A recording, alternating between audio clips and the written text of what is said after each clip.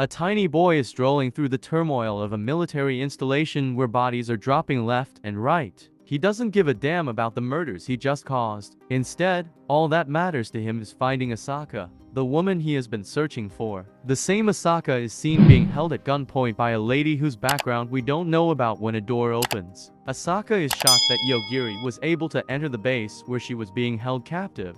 But if Yogiri moves any closer, the person holding her hostage threatens to kill her. Yogiri merely looks at Asaka for a little while before she passes away as the rifle is aimed at her cheek. Asaka doesn't know what Yogiri did, but once more, he doesn't give a damn about the life he just took and is simply glad to be Asaka again. And now it's a different girl, one he doesn't recognize, shaking Yogiri awake. When she introduces herself and says, "My name is Denura," he asks what's making her so agitated. She is more shocked that he managed to fall asleep during the significant event that occurred between them. Yogiri throws a microphone at one of the appendages that had poked through one of his classmates when they see that his tail is moving.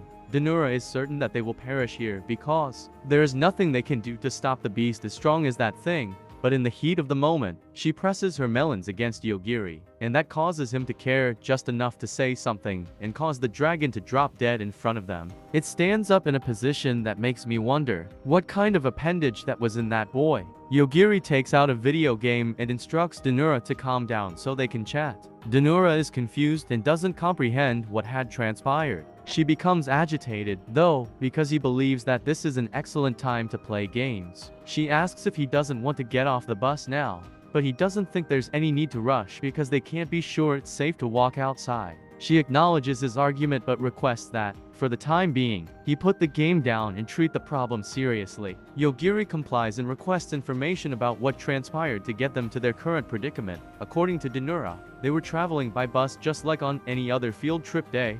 But as they passed through a tunnel, they emerged into a bright meadow. It was a nice, if bewildering, surprise at first, until someone got on the bus and identified themselves as the wise Shion.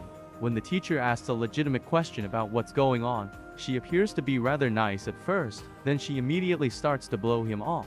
She assures everyone that she has no intention of hurting anyone directly, but that they are welcome to screw around and find out if they enrage her. She attempts to crack a joke, but it's so incredibly ridiculous that she kills the driver out of sheer spite. She tells the remaining pupils that she brought them all here to become sages with ease. While sages dominate this world, there are times when their numbers need to be replenished. That's the reason they were called to this place. She raises her hands, causing most of the students to light as she implants Battle Song, a system, into their bodies. Denura didn't receive the status window that is supposed to come with it, so she is unsure of how it appears. She continues by saying that since they have been bestowed with what this world refers to as gifts, they will possess these gifts as well as mature into old age in the near future. In addition, they had a month to become into sages or else they would perish. She just responds that sometimes people aren't fit to receive the magical gifts. When Denura raises her hand and inquires as to why she didn't receive one of those presents, put another way, "You're screwed, kid.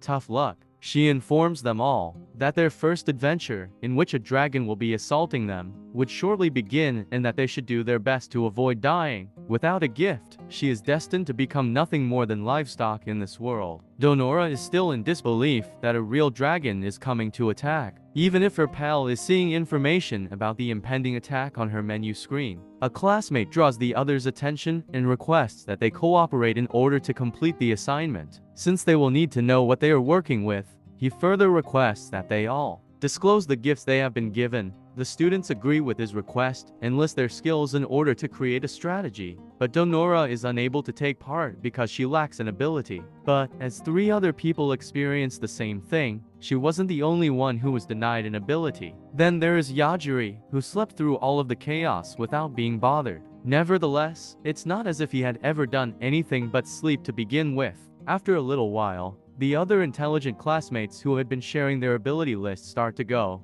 leaving no word to the others. Of the ground, he did not acquire a gift. Just average people who are still failing Pete's class make up the rest of the class. Though he believes he would just end up being a burden for the class if they had to defend people who were so weak the entire time they were attempting to become sages. Shinozaki asks the gifted class to protect the ones without gifts since they had the power to do so. They therefore devised a brilliant scheme. All of them will be abandoned here and used as bait. There is nobody to turn to for assistance because everyone in the class consented to do this to them. In the back who hadn't received one, Donora tries to rouse up Yogi-ri so they may get off the bus with the rest of the class. But Kiryu is stopped by the teacher who led the bright class. He informs him that although those who were gifted were able to perform feats like easily ripping a chair out, another student makes use of her talent to enchant the students who lack gifts, making them all appear far more gorgeous than they did previously. But regrettably, they will be matched with that dragon, so it won't be fun for them. They are left to their fate by the rest of the class, and they have no idea what to do.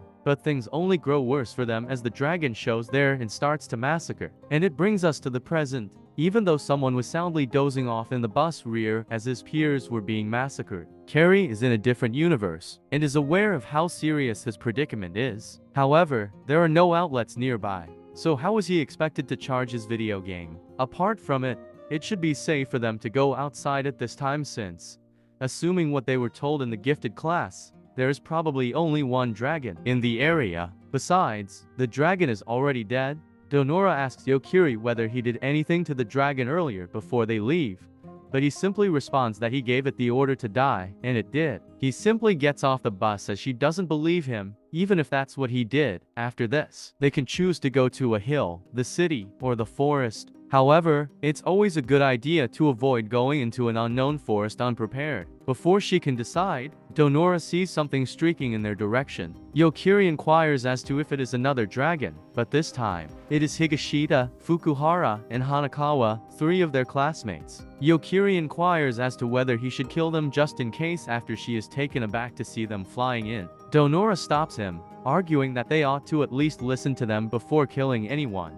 But Yokiri corrects him, saying that a decent person wouldn't leave the helpless to perish. Even though Donora has no personal grudges against them, they might still be angry against them without cause, and she still doesn't want to have to kill anyone. The fact that the dragon is dead, as well as the fact that the 3 talented students, Donora is not dead yet. Their objective was to transform her body into a zombie with their powers into others. They say all of this in full front of Donora, who suddenly becomes much less opposed to killing them after realizing Yokiri may have been correct in saying they aren't nice people. Higashida fires a ball of fire that is so strong it could melt through the bus and sculpt a mountain behind them. This is extremely dangerous, all to highlight their disparate levels of strength, drive Donora to give up, and turn into their plaything. According to Higashida, he made the decision to do whatever he pleased in this world, and screwing Donora, along with the other 2 guys who claim to have been dreaming about this for a long time, is the first item on that list. Donora is terrified of what they would do to her, but Yogiri reassures her that she needs to calm down, and he will arrange for a peaceful conversation between them. Then he gestures for Higashida to perish. To their complete surprise, Yogiri truly does fall to the ground and die, even if the others laugh and assume he is just being goofy. They don't know what happened, but Yogiri instructed him to die, and that's about all there is to it. When he orders them to stay still, one of them bends down to assist his comrade, and Yogiri orders him to die as a result. Now that Hanakawa is the only survivor, Yogiri restates that you will perish if he moves in any way. Now that he is starting to explain his power, Yogiri tells Hanakawa to go check if those guys are truly dead before attempting to heal him. He can heal anyone, no matter how serious their injuries, thanks to his healing talent. But in this case, his abilities are useless, because the people he is attempting to heal have already passed away.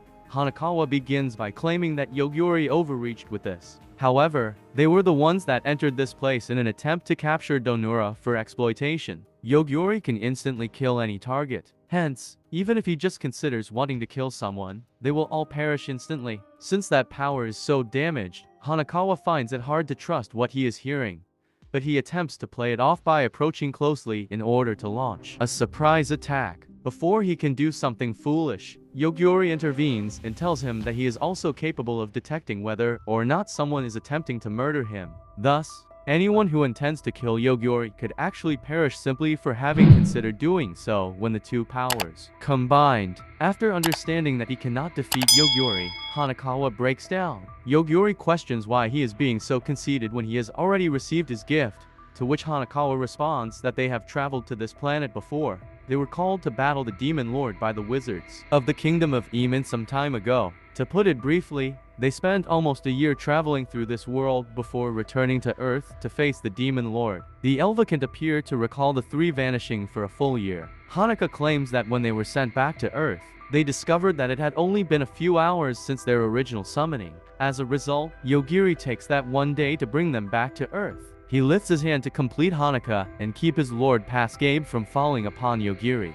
Yokuri decides to leave Hanakawa alive for the time being, because he can no longer defy his commands, but he instructs him to go stand in the magical beast and weight-filled forest. Hanakawa is made to give up all of the treasure from his previous summons after he is instructed to leave behind any valuables. He may have been a bit harsh in taking away all of his belongings and letting him wait in a dangerous wilderness, but Daenerys points out that they aren't exactly buddies and you never know when he might turn on them. Daenerys then questions why he is remaining with her given the possibility that she would turn on him at some time. He replies that since he chose to trust her, he is okay with it happening. He doesn't really know, but Daenerys blushes a little and asks why he is going to such efforts to protect her when they have essentially never spoken before. Though her melons would certainly be the reason if you had to come up with one. She screams that he just wants her body, but somewhere else, as she flushes red in the face from humiliation. When Yuchi arrives to give Sheen a report on the pupils she summoned, she is in bed and feeling pretty good about herself. For people lost their lives while they completed the first mission. Sheen believes the deaths were caused by the students who were not allowed to receive gifts. Yet 2 of them did pass away along with the highly ranked gift recipients. That's shocking, especially considering how suddenly they passed away. But Sheen doesn't think they should be too concerned, so she instructs Yuchi to handle it however he sees best. Hope you enjoyed the video. If you did, please click on the video on the screen for more contents like this. Arigatou.